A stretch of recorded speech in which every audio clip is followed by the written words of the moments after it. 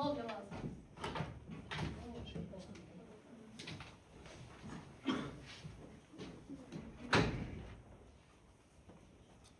Здравствуй, папка. Ты опять мне снился. Только в этот раз не на войне.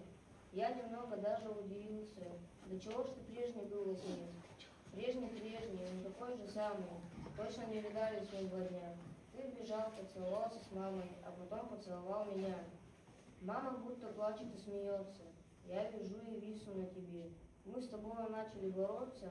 Я, конечно, одолел в борьбе. А потом принес тебе 2 осколка, что нашел недавно у ворот. И сказал тебе, а скоро елка, ты приедешь к нам на Новый год? Я сказал, ты тут же и проснулся. Как случилось, это не пойму.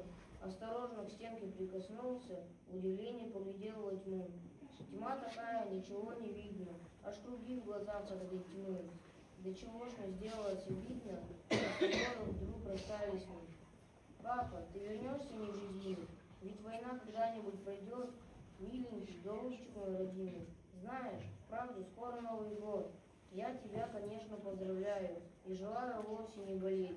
Я тебе желаю, пожелаю, поскорее фашистов одолеть, чтобы они наш край не разрушали, чтобы прежде можно было жить, чтобы они мне больше не мешали обнимать тебя и тебя любить.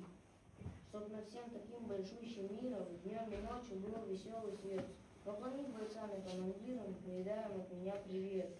Пожелаем всякую удачу, пусть идут на немцев как один.